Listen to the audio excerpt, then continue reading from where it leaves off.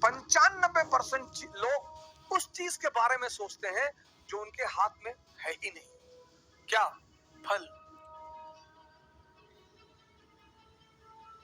Sir आपको पता ही नहीं कल क्या होने जा रहा है। तो जब हमें कल का पता ही नहीं तो हम आज में रहें।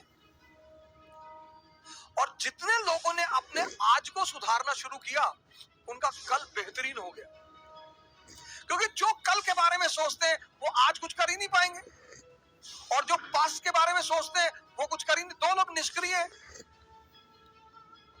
जो कल के बारे में सोचते हैं वो तो थोड़ा बहुत कुछ करेंगे भी, लेकिन जो पास्ट के बारे में सोचते हैं, हमारे पिताजी गवर्नर थे, रहे होंगे, बहुत लोगों के पिताजी गवर्नर थे, लेकिन हमारी जो शिक्षा पद्धति थी, कहानी कहानी।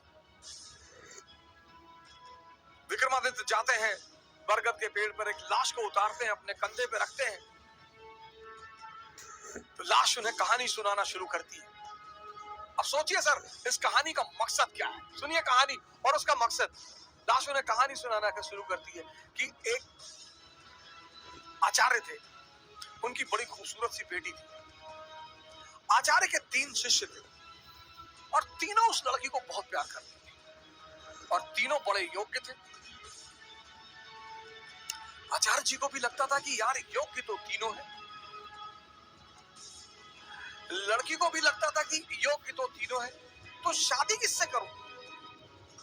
बाप और बेटी दोनों बड़े कंफ्यूज थे कि विवाह किससे किया जाए।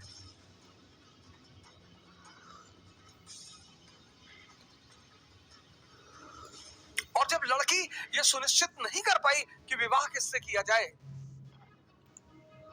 तो एक दिन लड़की ने आत्महत्या कर लिया।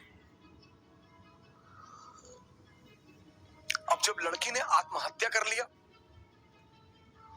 तीनों बड़े निराश हुए,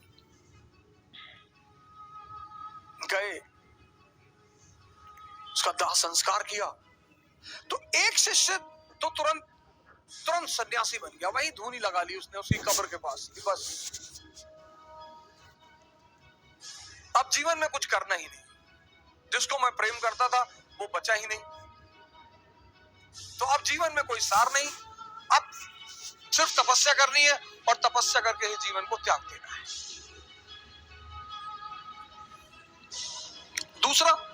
दूसरा फकीर बन गया,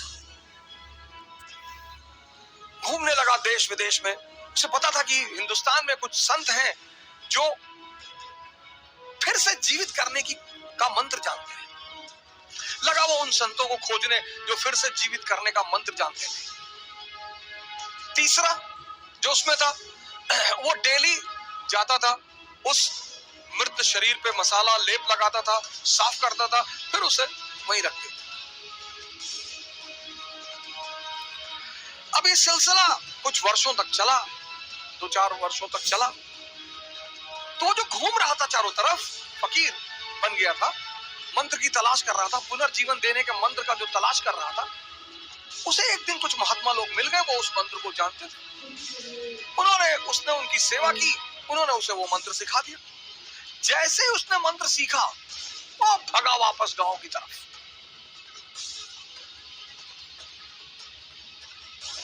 और वापस आकर उसने उस युवती को फिर से जिंदा कर दिया।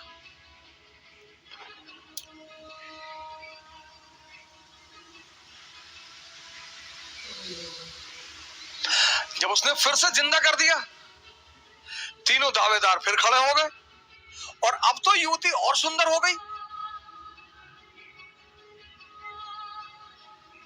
तब उस वेताल ने विक्रम से पूछा कि विक्रम बता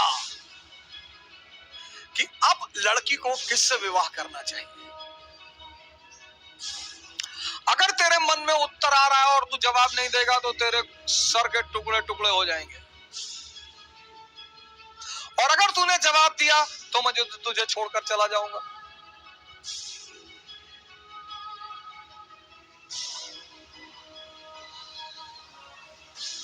वेताल ने कहा कि अगर तेरे मन में जवाब आ रहे हैं, और ये नेचुरल प्रकृति है, हमारे सामने जब भी कोई परिस्थिति होती है, एक जवाब मन में आता है कि ये कर ले यार,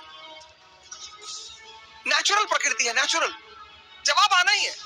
तो वेताल ने कहा कि देख विक्रम, अगर तेरे मन में जवाब आ रहा और तूने मुझे नहीं दिया तो तेरे सर के टुकड़े टुकड़े हो जाएंगे, और अगर दे दिया तो मैं चला जाऊंगा।